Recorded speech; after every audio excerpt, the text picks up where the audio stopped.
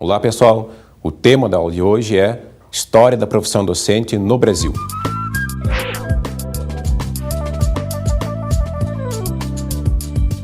A importância desse tema é justamente para aquele profissional da educação que quer ter uma dimensão histórica da sua profissão. Para isso, utilizaremos 3 grandes pontos-chave. Tais pontos estão relacionados diretamente a um conceito que é de grande importância porque é o pano de fundo, é o contexto histórico de onde surgem esses 3 pontos-chave fundamentais. É a modernidade. Falar sobre modernidade é abordar os aspectos sociais, históricos, políticos e econômicos que surgiram a partir do século XVII, mas que vão se efetivar fundamentalmente, ou seja, o seu ápice é na segunda metade do século XIX. Esta é a modernidade, ou seja, o contexto histórico a partir do qual nós falaremos da profissão docente no Brasil. Para isso, começaremos a partir da modernidade enquanto conceito no Ocidente. Depois falaremos sobre isso no Brasil. O segundo tópico será a formação da profissão docente no Brasil a partir do século XIX. E o terceiro tópico, falaremos sobre a trajetória da profissão docente durante o século XX. Ainda falaremos sobre a possibilidade de uma reforma que poderia ter acontecido em 96, que mudaria provavelmente com uma ênfase muito mais forte sobre a formação do profissional docente e que acabou não dando certo. Passemos então a falar sobre a introdução do trabalho, que é as características da modernidade no Ocidente. Vejamos através de um trecho de filme já antigo, mas que demonstra muito bem essas características, como que se deu esse processo. Fica claro com Chaplin, através de Tempos Modernos, como a nova concepção de trabalho surgida após 2 revoluções industriais transformou o homem em escravo do tempo e do lucro. Além disso, há a uniformização dos costumes e dos hábitos que tomaram conta a partir das grandes metrópoles, o surgimento das grandes cidades, e aí já no século XIX, sua segunda metade. Vejam a partir do trecho como fica claro como os indivíduos passam, a partir do século XIX, na modernidade, a serem exigidos cada vez mais. Sociedades modernas passam por grandes transformações. A complexificação das estruturas e das relações sociais, a difusão de novas tecnologias que invadem o cotidiano de todos os cidadãos, especialmente nos centros urbanos, informática, transportes e telecomunicações, comunicação de massa, tudo isso impõe novos desafios a serem enfrentados pelos cidadãos. Participar da sociedade hoje exige dos indivíduos um número muito mais elevado e complexo de capacidades. Operar terminais bancários, transitar pelo sistema de transportes, utilizar meios de comunicação como fax, celulares e internet, lidar com um número cada vez maior de pessoas de diferentes origens sociais e culturais, conhecer as cada vez mais complexas estruturas administrativas da vida social, por onde transitam seus direitos e deveres e saber como utilizá-las, são algumas das exigências diárias da vida moderna. Todas essas transformações mencionadas estão ligadas diretamente ao surgimento da profissão docente. Ou seja, a profissão docente surge neste contexto, um contexto de exigência, um contexto em que o individualismo passa a ter grande importância no Ocidente. Nesse sentido é que abordamos a questão da profissão docente. Não só as transformações econômicas, políticas, mas também as culturais. E a presença cada vez maior de um agente transformador na sociedade, que é o Estado, os Estados-nação modernos. É a partir do século XVII, com as revoluções gloriosas, a Revolução Inglesa, a Revolução Americana e a Revolução Francesa, que o Estado passa a ter uma importância grande, fundamental na sociedade. Os Estados passaram a ser os promotores da ideia de nação, que é uma ideia surgida justamente no contexto das revoluções burguesas. Uma nova ordem jurídica e social passa a surgir a partir daí. Nós teremos, então, povos com delimitação territorial fixa, com uma língua em comum e com hábitos e costumes que terão o Estado como promotor de uma uniformização. E isso vai se dar também a partir, ou principalmente a partir da educação. Esse processo de educar os indivíduos será um dos mecanismos que os Estados-nação vão lançar mão para criar este vínculo, esta consciência nacional. Mas, afinal de contas, o que é a tal da consciência nacional? Vejamos o trecho. A consciência nacional é criada através de mecanismos simbólicos que procuram unir elementos culturais e políticos dispersos, fazendo com que as contradições sociais sejam obscurecidas em prol de uma unidade ideologicamente criada.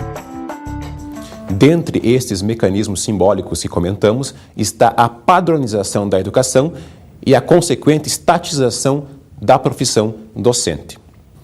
É nesse contexto, então, de ruptura das tradições, ideologias políticas, enfim, da modernidade, que vai ocorrer a profissionalização do professor. Mas e no Brasil? Como as coisas aconteciam por aqui? Vejamos um trecho de filme agora que demonstra algumas características da modernidade no Brasil.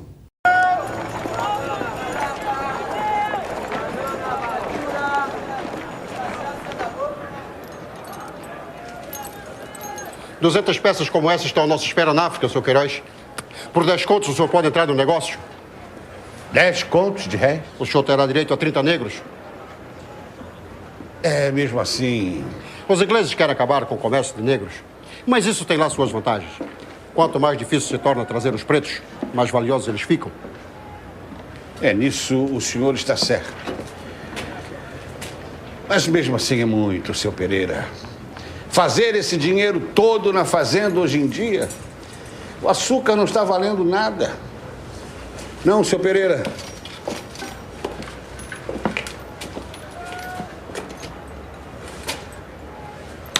Levo esse negro e mais 2. Muito bem. Valentim? Senhor. Manda subir o lote para ele escolher. Sim, senhor. Obrigado. Apesar do filme mostrar uma característica predominante durante o Brasil colonial e também o Brasil Império, que é a escravidão, a mão de obra escrava, temos também nos diálogos já um preceito fundamental da mudança que vai ocorrer a partir da proclamação da República no Brasil. O processo de modernização no Brasil ocorrerá a partir da vinda da família real em 1808. É a transformação da colônia em metrópole. Acompanhe o trecho do filme.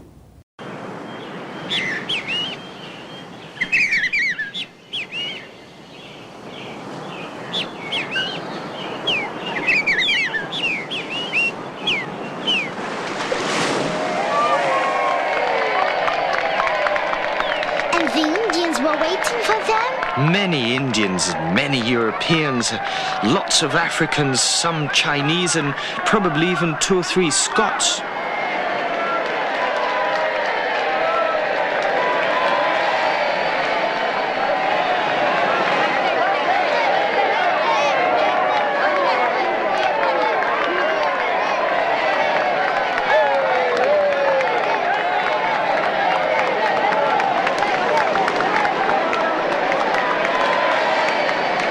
Even so, Carlotta was going to find among them the greatest love of her life, Fernando Carneiro Leao, a beautiful and rich black man.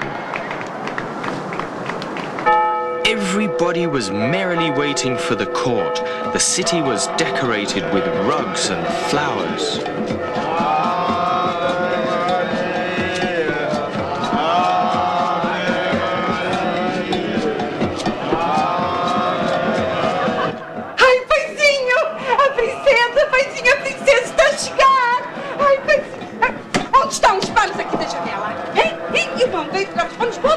Põe lá na outra. A princesa vai passar, a nossa janela vai ser a única sem panos.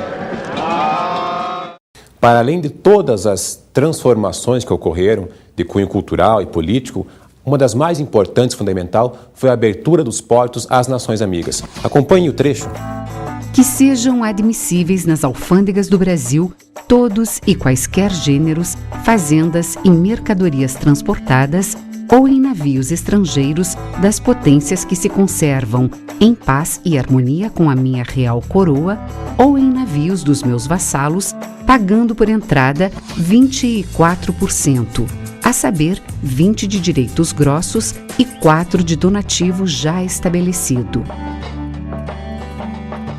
A abertura dos portos é importante porque, além de mercadorias, novas ideias passaram a fluir para o Brasil. Temos também a abertura da primeira escola de cirurgia na Bahia, que vai se transformar depois na primeira faculdade de medicina do Brasil.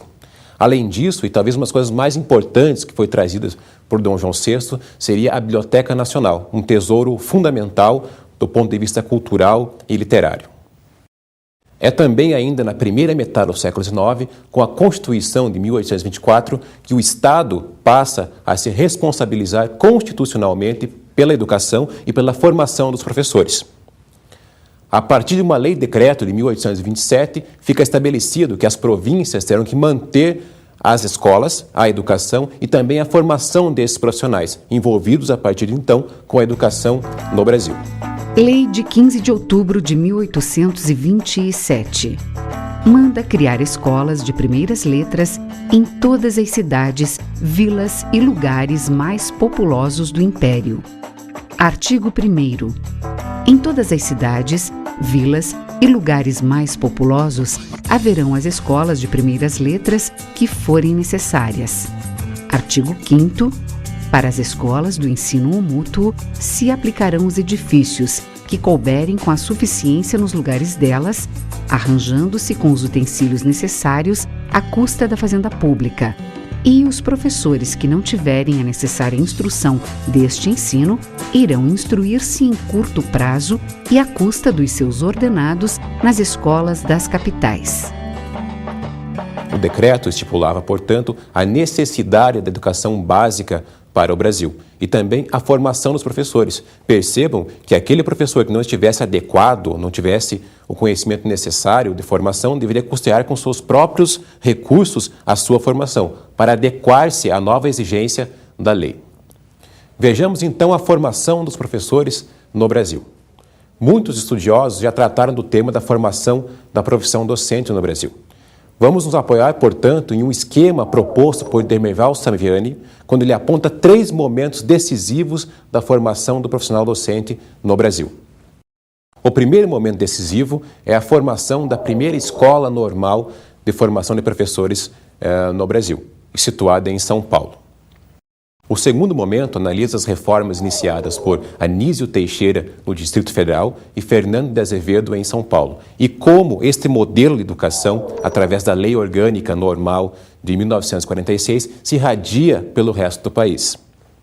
O terceiro momento é a reforma de 1971, quando o modelo de escola normal é substituído pela habilitação no magistério, mudando a forma de proceder à formação dos professores no Brasil. Falaremos ainda sobre um quarto momento em que Saviani alude à reforma de 1996, segundo ele, um momento decisivo em que se perdeu a oportunidade de dar um passo importantíssimo na formação dos professores. Vejamos então o primeiro momento, as escolas normais e a profissionalização dos professores. Em 15 de outubro de 1827, a Lei das Primeiras Letras, como foi conhecida, traria uma nova forma de organização da formação dos professores. As províncias seriam obrigadas a formar esse profissional e a tratar da educação. A primeira escola normal a ser instalada no país foi em 1835, no Rio de Janeiro. Era para o treinamento de professores. Vejam, acompanhem comigo o trecho no que diz respeito ao conteúdo e ao método a ser observado no treinamento desses professores. A escola será regida por um diretor que ensinará os conhecimentos de leitura e escrita pelo método lancasteriano, cujos princípios doutrinais e práticos explicará as 4 operações de aritmética, quebrados, decimais e proporções, noções de geometria teórica e prática, elementos de geografia, princípios da moral cristã e da religião oficial e gramática nacional. Ressalta-se a questão da religião oficial do Estado, pois não havia acontecido a separação do Estado e Igreja, portanto, o Brasil Império possuía uma religião oficial. Além disso, a gramática nacional cumprirá uma função importantíssima na unificação, na homogeneização dos costumes e dos hábitos brasileiros. Além disso, é o aspecto moral que passa a ser exigido dos professores e vai ser uma constante durante todo o século XIX. O tipo ideal do professor, aquele que respeita a religião e os bons costumes. Mas mais importante que o conteúdo e o método a ser observado no treinamento dos professores é a presença do Estado. Ele passa a ser o promotor da educação no Brasil, portanto, a estatizar a educação, colocando os métodos, colocando o paradigma ao qual o professor devia seguir para se tornar um profissional da educação a partir de então. Ao mesmo tempo, nós temos como contrapartida da estatização da profissão docente e a presença maciça do Estado, a criação de um espírito de classe, um espírito corporativo por parte dos professores. Eles passarão a entender que eles devem se unir para poder reivindicar melhores condições de trabalho. Também há o surgimento de uma imprensa especializada no assunto, a educação, onde o Estado, os pais, os professores, a sociedade em geral passou a discutir os problemas dessa questão tão importante para o país.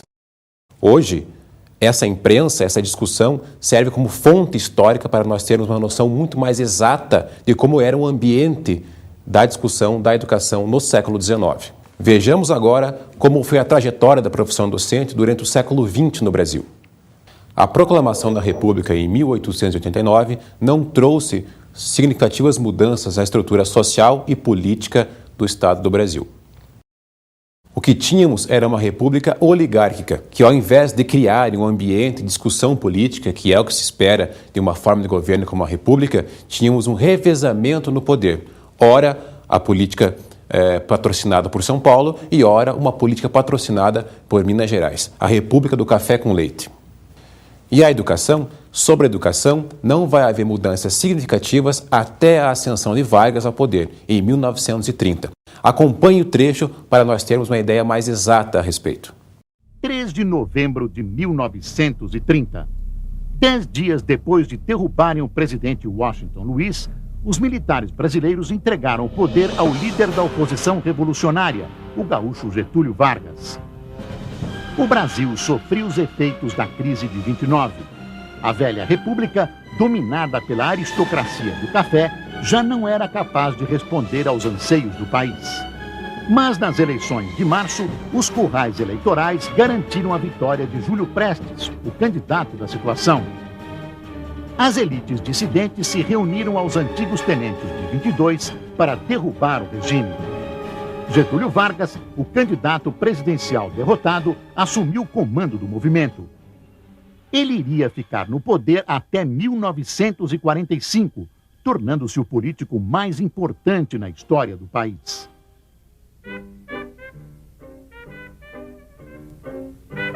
A Revolução de 30 abriu um período de mudanças profundas no Brasil. As cidades cresceram e o eixo da economia mudou da agricultura para a indústria.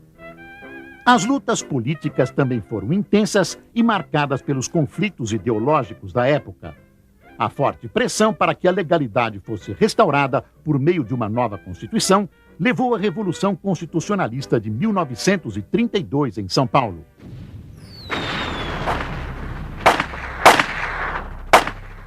Vargas e seus aliados acusaram São Paulo de separatismo e, com sucesso, conseguiram isolar e vencer os paulistas. Embora derrotados, os paulistas conseguiram sua nova Constituição em 1934. Mas Getúlio Vargas já tinha montado uma estrutura de poder que o manteria na chefia do governo até 45. Em 1935, o novo regime derrotou a Intentona Comunista, uma violenta revolta esquerdista liderada por Luiz Carlos Prestes. Ele já era um dos principais líderes do Partido Comunista Brasileiro. A onda repressiva que se seguiu à Intentona abriu caminho para a implantação do Estado Novo em 1937. Era a ditadura, prisões, censura e ausência das liberdades fundamentais.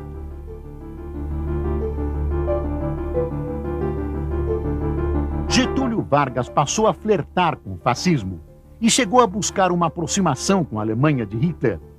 Mas com a entrada do Brasil na guerra junto com os aliados e a vitória sobre a Alemanha, Getúlio seria deposto, mas voltaria ao poder e pelo voto. Percebam que houve uma mudança na estrutura política do país. A velha forma de fazer política com as oligarquias cafeeiras já não dava mais certo. Vargas assume o poder e transforma o modo de se fazer a política aqui no Brasil. Nesse sentido, os objetivos da educação também mudam e eles serão direcionados ao nacionalismo exacerbado. Vejam como o autor define o contexto dessa época. Desde o início da era Vargas, a concepção de educação como problema nacional serviria para justificar uma intervenção cada vez mais intensa do governo federal nos diferentes níveis de ensino, acentuando-se gradativamente a centralização do aparelho educativo. Perceberam, pessoal? A questão era o nacionalismo, a criação do tipo ideal do brasileiro. Quem era o brasileiro? E a educação certamente que serviria como um instrumento para gerar essa consciência nacional. O próprio Vargas, em 1939, acentuou isso a partir de um discurso.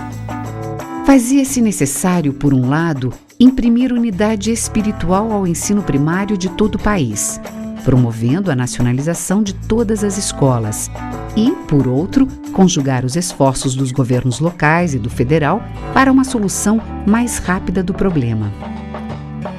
Um dos aspectos do problema do qual fala Vargas eram justamente as minorias étnicas presentes no Brasil.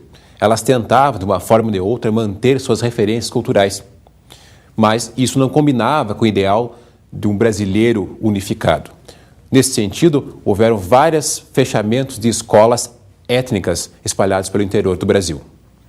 Em relação à formação do profissional docente, o marco desta época são as reformas patrocinadas por Anísio Teixeira e Fernando de Azevedo. Para além das especificidades das duas propostas, o tema em comum era o entendimento de que as escolas normais não davam mais conta da formação dos professores. Elas não atendiam às novas necessidades sociais e políticas que o Estado brasileiro apresentava. Nesse sentido, e a partir da ideia do nacionalismo antes comentada, é que as propostas de uma nova educação serão pautadas aqui no Brasil. Agora, pessoal, acompanhem comigo o que Demerval Saviani falou sobre essa questão do nacionalismo presente nas ideias, nas propostas de Fernando de Azevedo e Anísio Teixeira. Em 1939, foram instituídos os cursos de Pedagogia e de Licenciatura na Universidade do Brasil e na Universidade de São Paulo. Aos cursos de licenciatura coube a tarefa de formar professores para as disciplinas específicas que compunham os currículos das escolas secundárias.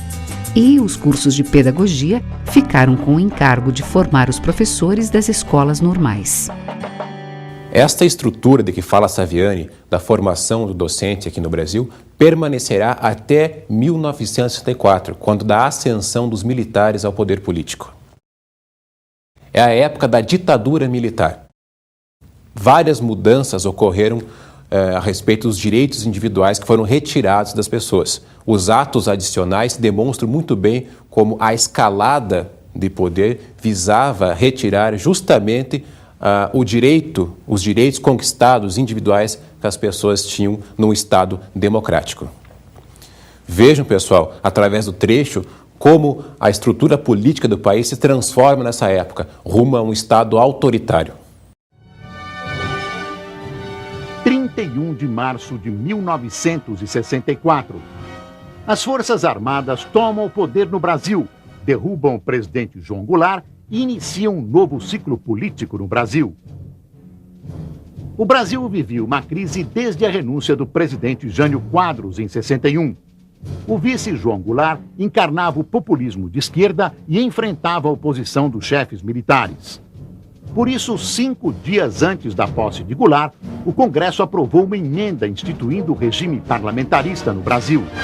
Logo que assumiu, Goulart passou a fazer campanha pela volta do presidencialismo e pelas reformas de base, entre elas a reforma agrária.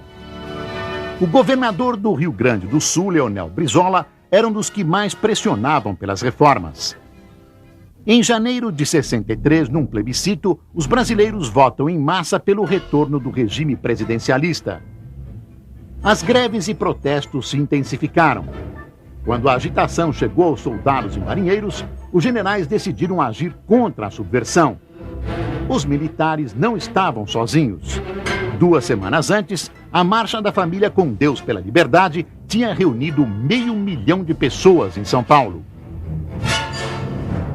A resistência foi pequena. João Goulart fugiu para o Uruguai. O Marechal Castelo Branco assumiu a presidência. Centenas de líderes políticos, camponeses e sindicais foram presos e tiveram seus direitos políticos cassados. A sede da UNE, a União Nacional dos Estudantes, foi incendiada no Rio.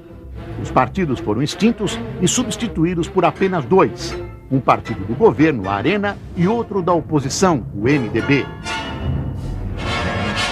Em março de 1967, o Marechal Costa e Silva substituiu Castelo Branco na presidência. E no ano seguinte, os estudantes assumiram a vanguarda dos protestos contra o governo militar. Era um tempo de censura, cassações e prisões. Grupos de extrema esquerda partiram para a guerrilha armada. Os artistas aderiram à resistência democrática. A contestação atingiu os festivais de música da TV Record, que marcaram o surgimento de uma nova geração de artistas.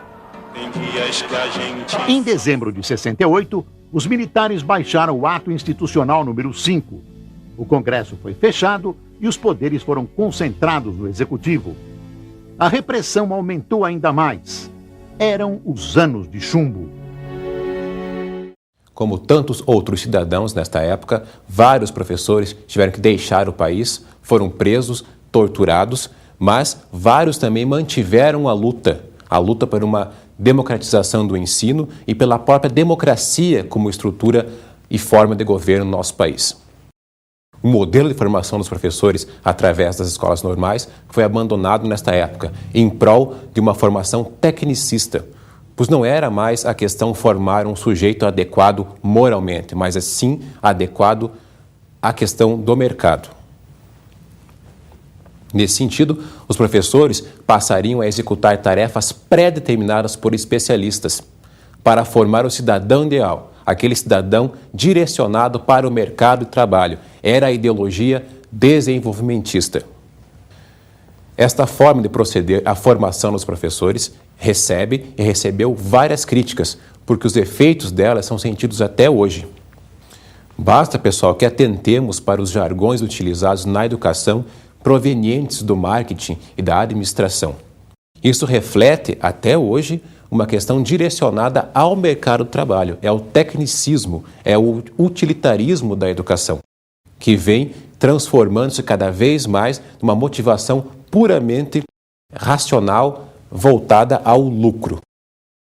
A crítica ao modelo de formação dos professores adotado na época do regime militar pode ser sintetizada da seguinte maneira. O modelo tecnicista seria uma visão da educação muito economista e imediatista, em que o compromisso maior seria com a formação do homem para o mercado de trabalho. Nesse período, portanto, a formação de professores tinha como meta instrumentalizar esses profissionais para que formassem uma mão de obra técnica voltada ao mercado de trabalho. Com a redemocratização nos anos 80, esperava-se mudanças significativas na educação e na formação dos professores, mas isso não veio. O que tivemos foram apenas mudanças pontuais destinadas à transformação do currículo e dos conteúdos dos professores. A adição da sociologia da educação, da história da educação, filosofia da educação, psicologia da educação, visavam dar uma maior dinâmica, uma maior noção aos professores do contexto social e histórico em que estavam trabalhando e inseridos como cidadãos membros de um Estado democrático de direito. Mas a possibilidade de uma mudança efetiva na educação e na formação dos professores viria somente a partir da Lei 9.394, de 1996. Porém, por falhas de redação, possibilitou uma maior interpretação, uma pluralidade de interpretações sobre a lei, principalmente no que tange à exigência do nível superior para a educação básica, em todos os seus níveis. Nesse sentido, os mercenários da educação passaram a interpretar a lei de acordo com a exigência e a lógica do mercado, transformando a educação em mais uma mercadoria. Saviani considera um momento decisivo que foi perdido na educação brasileira. porque a exigência do nível superior para todos os níveis da educação básica transformaria em uma maior qualificação e consequente profissionalização do educando, pois ele se beneficiaria dessa exigência. Nesse sentido, pessoal, a história da profissão docente no Brasil é permeada por ideologizações da imagem do professor, da interferência do Estado e da tentativa da classe dos professores de uma melhoria cada vez maior das suas condições de trabalho. Nesse sentido, pessoal, é que pontuamos a defasagem que há entre a lei escrita, e entre a prática, ou seja, as condições que são criadas para o profissional docente exercer sua profissão.